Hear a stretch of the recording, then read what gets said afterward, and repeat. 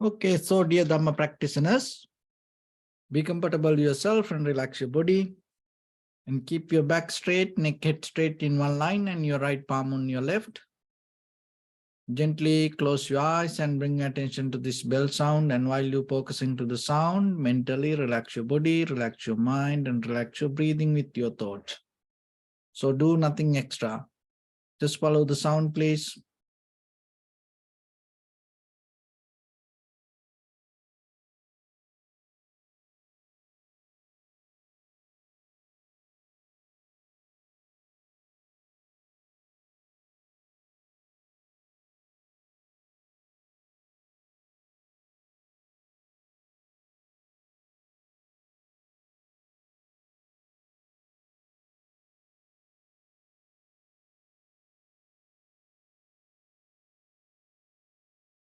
Namo tassa bhagavato arahato samma sambuddhassa. Namo tassa bhagavato arahato samma sambuddhassa. Namo tassa bhagavato arahato samma sambuddhassa. Homage to the Blessed One, the Exalted One, the fully enlightened One. So, dear Dhamma practitioners, in these ongoing meditation sessions, we mainly try to share some basic information regarding meditation and the Buddha's teaching to build up yourself a very clear, good, strong spiritual foundation, especially with meditation. So when it comes to meditation, mainly there are two meditation methods, mental cultures. For meditation, another word we call mental culture, or the way you can develop your mind. One is called tranquility meditation, another one called vipassana meditation. So tranquility meditation is very necessary for us to calm down our mind, bring our mind to settle down in one point. Another thing is having an undisturbed mind. So other mental culture or the vipassana meditation or the insight meditation, it build up our critical analytical understanding. So that will help us to recognize the very nature of ourselves and this nature that we experience around us. This both what we call reality. So when it comes to these two meditation methods, finally that we come to a place to understand this everything change and this everything not belong to anything, even that anything itself not sustainable to be or hold, that everything depend on something. So once you have this understanding, you are naturally withdraw the intention of holding, grasping, clinging, or the idea of self. So deeply you have to have this understanding. So this, when it comes to that understanding, there are two ways that understanding. One is intellectually, first we have to understand that. That's why, because that will bring us to practice. And then by the time, by practicing yourself, you have to experience it. So then it's going to become different knowledge. So this both we need. So why this is very hard to understand, especially when it comes to self, ourselves, why it is very difficult to understand? Because we already build up so many informations, and not only that, there are mainly two reasons. So one is our self-centered view. That is one barrier. It always gives us a hard time when we try to understand something, because that going to override that whatever the experience or things happening in front of our self-centered view. Another one is the doubt. So these both are very strong. And this covered this idea of self and hold this idea of self. That's why it is very difficult for you to get out of it. And so what is this self? Because that understanding this clearly will help you to go into deeper vipassana level, and even to recognize the impermanence, unsatisfactory nature, and selflessness. When you don't have this idea of self, you can go deeper into that, and through that way you become more closer to liberation. So what is this idea of self? I am. There are many, from the ancient time to today, there are many interpretations. And some people believe, some teachings, some religions explain, there is something in us like a light, unchangeable, unbreakable. And some explain it same kind of like our body. But it is not the body. It is more stronger than that, and it doesn't have any limitation in the time or the space. And there is another idea about this self. It's governed by somebody, more higher intelligence.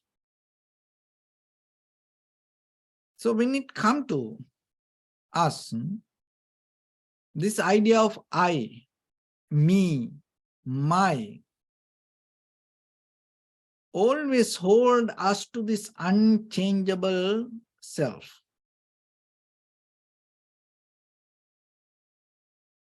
So how you can understand what this is? Because it is not, before you understand this, just telling it there is no self doesn't make any sense. So thing is, little by little, you have to come to a point to experience this and see. So then, when it comes to our 5 aggregate, form, feeling, perception, volition, and recognition, this all we take as self. There is nothing beyond that. And if you look very carefully, that whatever you mean by this body has 2 things, name and form. So this name and form interconnected, this both together always work. And it's kind of like appear as one. But if you look very carefully, name and form different. So we have kind of like an idea, this name and form both one. So then what you need to do? You have to observe, and in the very first level need to recognize and separate the name and form together. So that will help you to go a little bit deeper.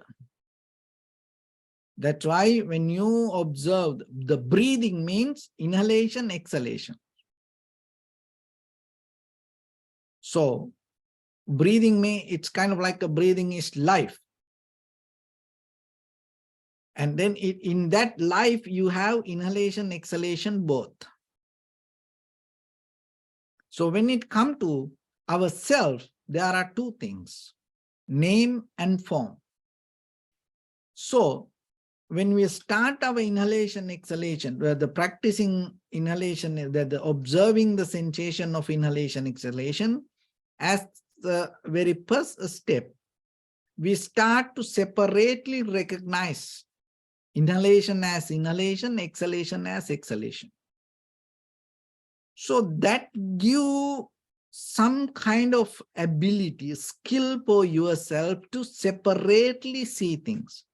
See, when it comes to breathing, you take this both as one, but now you observe inhalation, exhalation.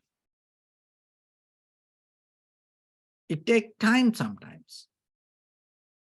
You have to be a little bit more sharp, aware, calm, relaxed to see this separation. So, and now you are capable to recognize the name and form separately. But it takes time. And then, little by little, when you observe that whatever that your physical body, then you will recognize it change. That is what you need. It is not, you don't need to put a label on the any feelings or any name or the form. Oh, this is impermanent. Oh, there is no self like that. Don't put a name, a label on it. Just simply, with very open mind, observe. When there is a pain, observe that. When there is a heat, observe it. If there is a cold, observe that. Any happy moment, just see the very nature of happiness rather than taking, oh, I am happy. So just see that when you take to I am, me, you are kind of like a very package of happiness, unhappiness, sad, and drama, worry, disappointed, long pace, happy pace, you know, grumpy, and sometimes you so happy, laughing, and sometimes you crying. Well, if you look very carefully, all the qualities come together. It's like a multi faces you carry within yourself. You can't exactly tell, oh, this person is like this. You can't tell any person like that. There's no any person like that. And sometimes when the thoughts change, and even you have no power over this, entire body changes. See, sometimes people, when they become happy, the face become red, and when they become sad, and some people face become more dark. So it's kind of like that. You have no power over this natural process. And when you observe this moment by moment, what you can see, you are capable to understand when the body feels heat, it has a very different nature. And when you feel cold, it has a very different nature. And when you're happy, it is not you happy, that happiness is not you, it is a different nature. It's a kind of like it's a different character. And when you become sad, it is not you. They are kind of like some kind of nature. And that sadness doesn't have, this is very important, listen this very carefully, that sadness doesn't have power to be happy. That happiness, when you have, in that happiness, it is not you. You have to observe it deeply and see the very capacity of that happiness and the nature of that happiness. And what is this happiness? And when you observe that, you recognize it doesn't have power to be mad. So that's mean that each and every quality, it has its own nature. So then just imagine in the morning, you become happy. So that happiness, it's a very limited to that moment of happiness. And then by the time when, and you may get, good news, and then out of that good news, you feel good. So out of that good news, you have no power to feel bad. So it is not you. So then what happened? Then after, afternoon, that then the things start to shift to different level, and things not going to work the way you thought. And then that anxiety, that your mind go kind of like a roller coaster, and you have so many plans, and you understand, you recognize you can't catch it, you can't do it. And then now you start to get unbalanced, and that unhappiness, that unbalance create kind of like unhappiness. See that morning that you felt some kind of good feelings, you had the kind of like a happy moment. But see that according to the noon situation, how that shift now. And now your old plans start to change. Then what happened to you? You start to respond in a different way. You start to feel in a different way. And sometimes you get so disappointed, mad, unhappy, sad, worry. And then maybe regarding something, maybe you have the fear. So then by the evening, maybe you start to talk with somebody and find a way to somehow fix that. And then end of the day, you feel, oh, somehow I able to, maybe not 100%, but you are able to settle down everything. And then again, you come to relax and come, oh, somehow I made this. Oh, my day was so difficult, but I able to fix that all. See that now in the evening, you come to a different mood. So in a certain level, if we look very carefully, so life is moods, we changing, according to events, moment, time to time, moods, and we can't keep any kind of like always smiling, or anything happen. You can't keep smiling like that, and then suddenly you get a news, oh, my friend's mother died, father, you can't keep smiling. It doesn't, it's not practical, and always you can't keep crying even.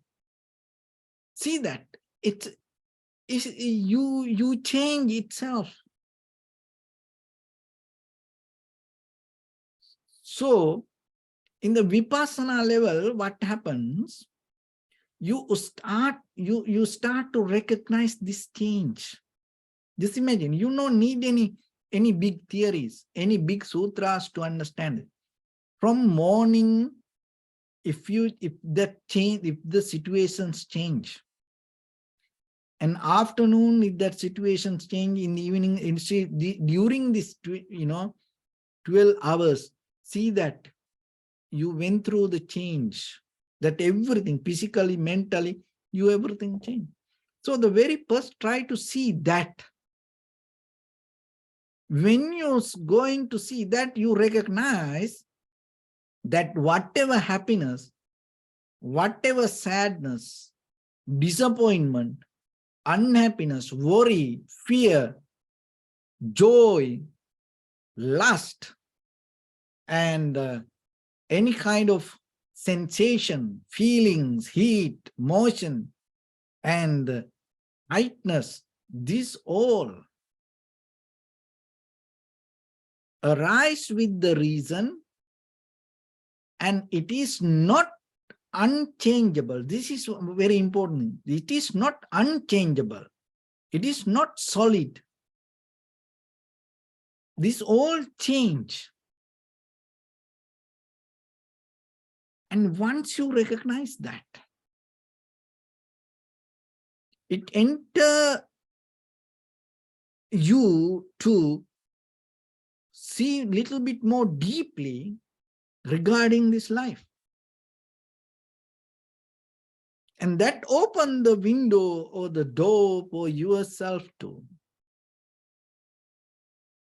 understand that what is happening within you and what you mean by you, this I, me, my, is always in a change. It's jump mood to mood.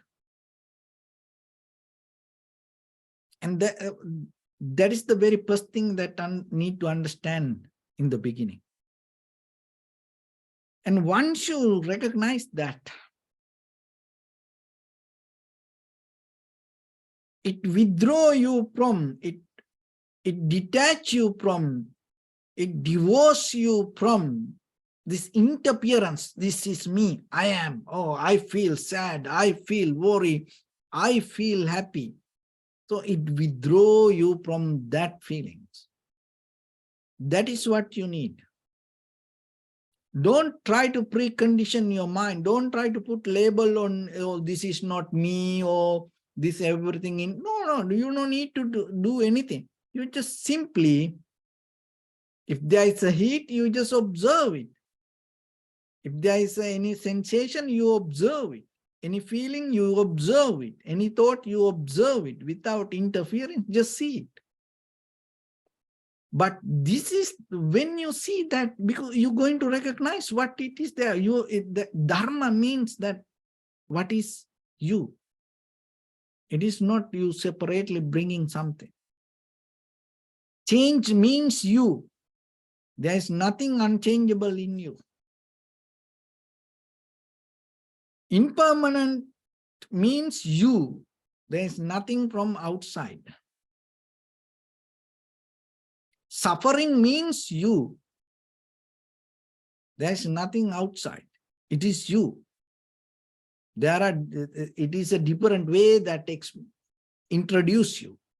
But now we more separate. No. It is not me. It is not me. And now we have a lot of ideas about us, but anything doesn't work. End of the day. It's like, that it's kind of like you have a lot of stuff in the garage. You don't use anything. You put everything to the garage and it becomes day by day, big. And it's messy. And during, the COVID time, we didn't practice and we put everything to the garage, and now it's, filled with many things. And I open the door and I start look, what is there? Nothing, valuable thing. All the paper goods and, things. But when we look, there are a lot of things. And so our life also like that, this idea of self and regarding ourselves, we put a lot of things to us. But end of the day, that anything doesn't work. And end of the day, even, your name and the forms slowly, when you're going to end the life, it start to separate. And once you die, what happens? Suddenly your name start to separate, boom, anymore, no longer. Everybody start to call you not from your name. Everybody call you body, bring the body, cut the body, cremate the body. It's like that. It becomes just a body. Name, bush, disappear. It go to the papers. If you have money, then, then the physical anymore, no, then the name is important. If you have any, properties or any valuable things belong to your name, then the name is going to hold that all. But the body, no one going to keep. Oh, this house is belong to you or keep you. No, no, no, no. They take you away, but keep the name. And then, in according to the conventional theories, you transfer it to somebody or, write it to someone. And then that person, oh, this name, put everything to this name and then go to the name. Then that's it. But today we can't understand it. So because we are the one who put a lot of things to us. The meditation means you slowly start to recognize that and release these things. Otherwise, remember, don't take this meditation as an escape from situations. Don't take this meditation is kind of like you practice it to get high yourself. Don't do meditation is kind of like to become kind of like, most of people practice meditation, do chanting, it's kind of like a spiritual suicide. People try to kill many ways. They try to kill themselves many ways. This is spiritual suicide is a kind of like a way people do it, They have no idea who is this, and they get so mad about this. They get kind of like a helpless about it, and then they start to jump to sacrifice their life to kind of like find the protection or the peace, harmony with any kind of a spiritual practice. It's kind of like a spiritual suicide. Don't do that. That way, you're not going to kind of like find the wisdom, because the very purpose is different. That's why you have to be very clear when it comes to you. Don't afraid for this truth. Don't afraid for life. Because the fear is a kind of like something that always come behind us. And the fear is one thing that not allow you to see this truth. And your view and the doubt always keep the fear as a shield. Look into yourself. Why you escape from the truth? Why you far away from the truth? You interfere with something because of the fear. The fear is the main reason. So then practice in day-to-day life. Don't afraid for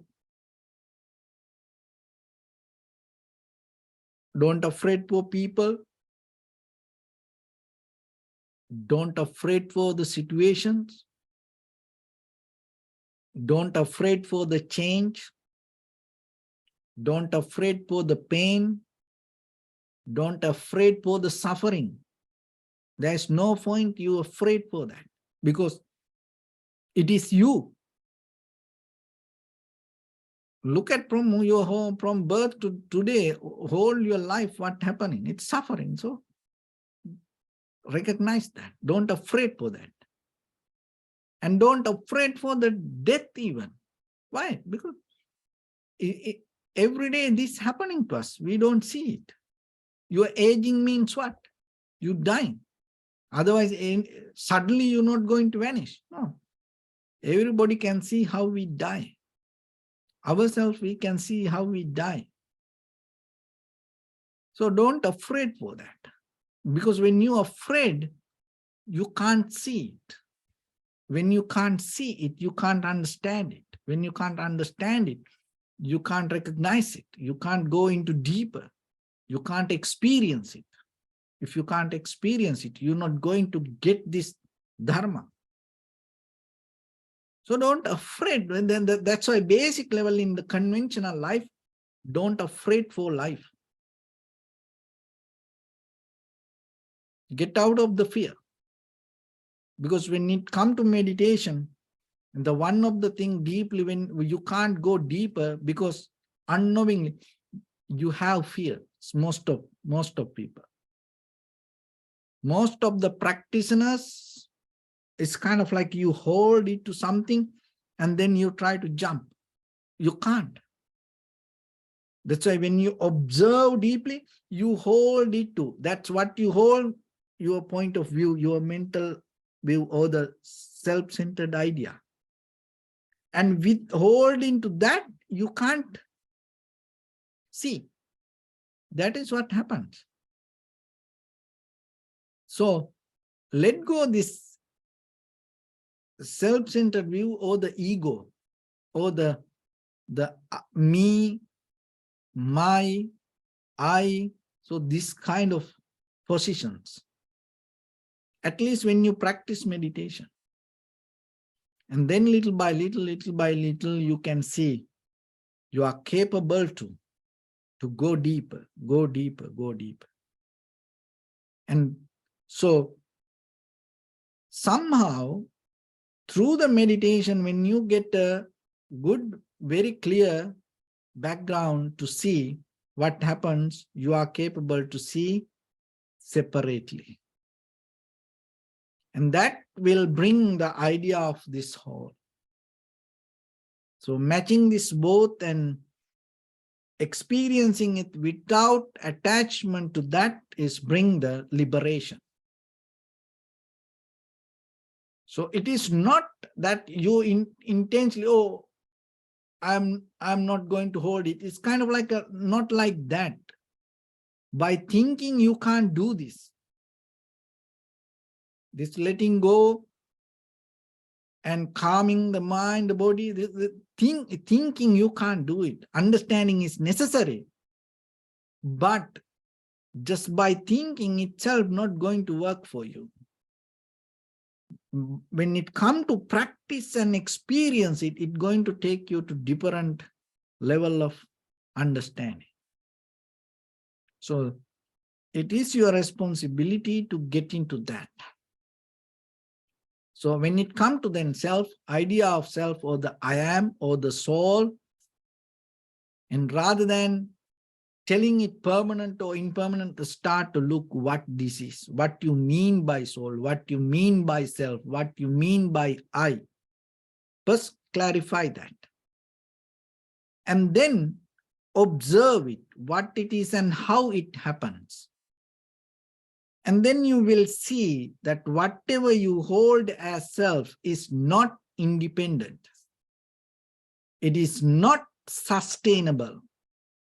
It is not permanent. It is not solid. It always depends from something. You take anything from you, you will see that. Any part of the body, any feelings of the body, any thought in you, any awareness or any consciousness or anything, whatever you mean by you, take that and then start to look. Then you will see behind that there is something else helping for that. And then at the same time, whatever that the moment by moment experience itself has its own limitations, even though it depends from something. It has its own limitations, can't overtake something. As example, the heat. When you feel the heat, it has its own limitation, capacity. It can't overtake the cold. So then you see different characters, different behaviors, different mechanism. In each and every cell working a very different. So then you come to a point. It is not that just one thing. And that understanding enough from the beginning. Because if you don't have that understanding or that experience, forget about, going beyond that and talk about this spirit or the soul or the self like that. Because at least you have to just get this physical knowledge, the conventional, that whatever that you can feel, touch, you can see. At least first you have to have very clear understanding, the behavior about it and the knowledge about it. So get it. How you can get? Not by just reading, not by just listening, not by just developing some dogmas or the theories on your head, but by observing.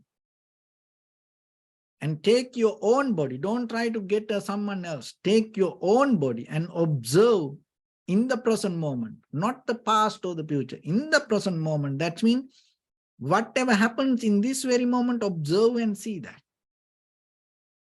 And that way you will see that whatever you experience, because that is your reality, that whatever you experience in that very moment, you recognize that nature. So then the doubt disappears. And then the idea of self, your point of view, start to change according to the moment by moment experience and whatever the recognition, because then it becomes your dharma, then it becomes your wisdom. So that way you gain some kind of knowledge and understanding and wisdom regarding this name and form. So once you have that, it is very easy to go deeper into that all other things. So with that, let's get into practice a little bit now. So your right palm on your left hand neck, head straight in one line, and be comfortable with your posture. So bring attention to your body and scan head to toes yourself and say Sopateva, or may I be well and happy 3 times.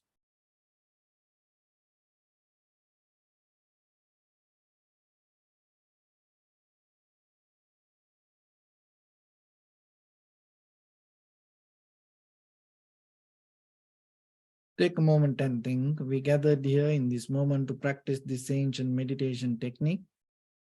All the Buddhas, all the enlightened masters followed this path and achieved wisdom. So we also gathered here to accumulate that knowledge.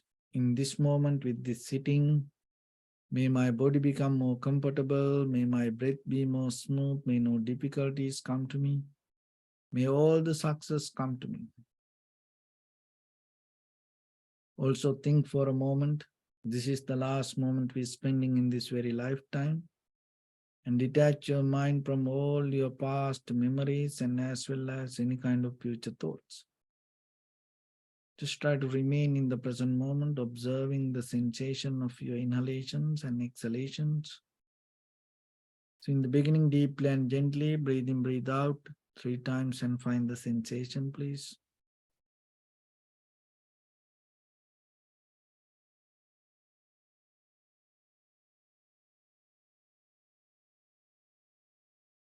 And allow your inhalations, exhalations happen itself. And when it happens through the sensation, recognize it. Do nothing extra.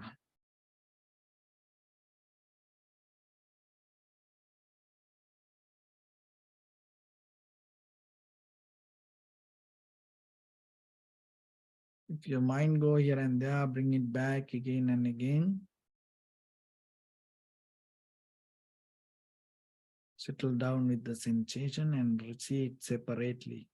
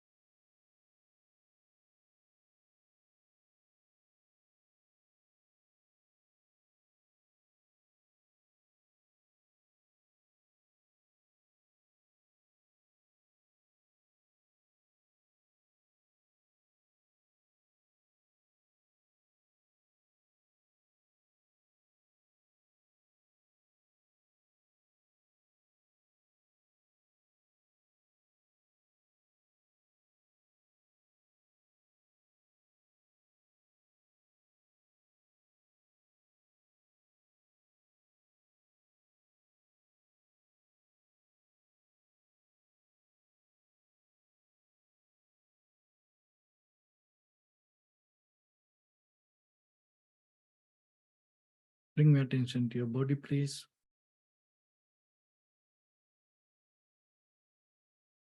Observe your posture.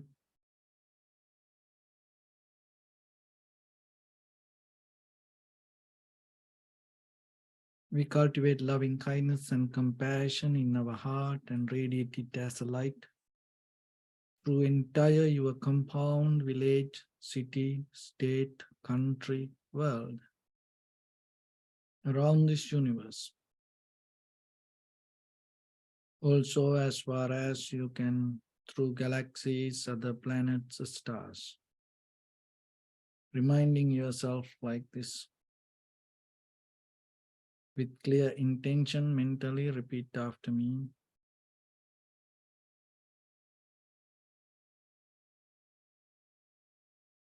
May all living beings in this universe be well and happy.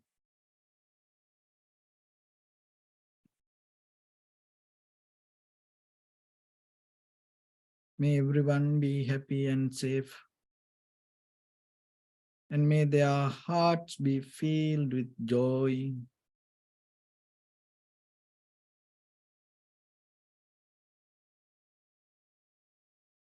May all living beings live in security and in peace.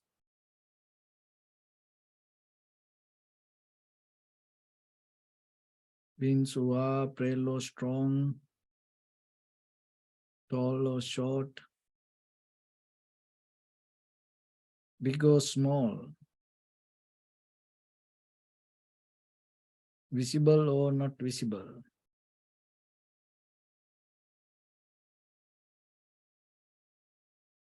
near or far away.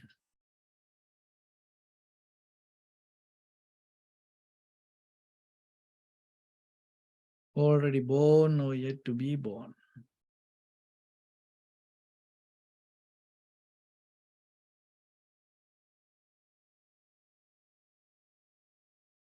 May all of them dwell in perfect tranquility.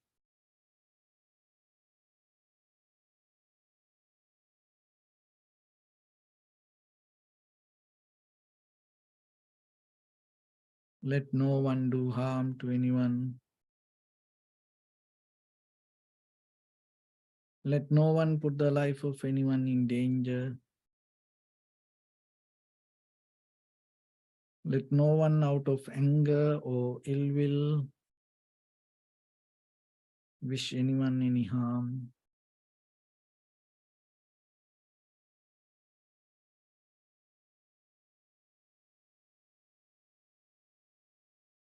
Expand the loving kindness and compassion beginning from your heart.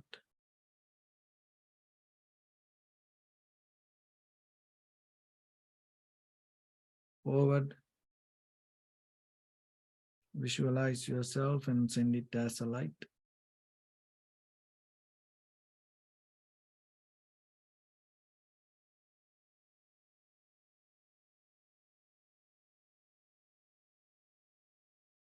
Your backside.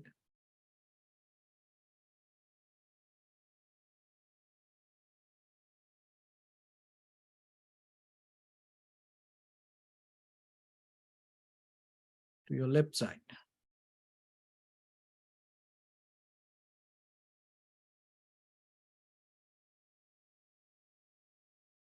And to your right side.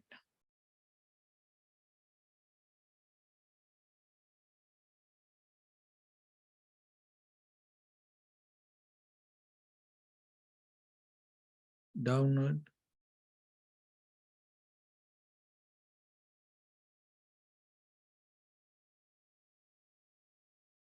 And upward.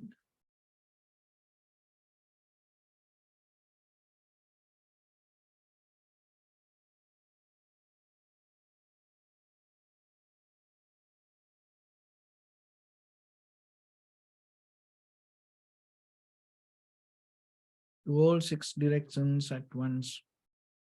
Like the moon, the sun, spread the light, spread the energy, without any condition, without any limitation, without any resistance or without any judgment. Let your heart to shine with the loving kindness and compassion from the bottom of it, with the maximum effort to the highest, wishing yourself, may all living beings in this universe be well and happy.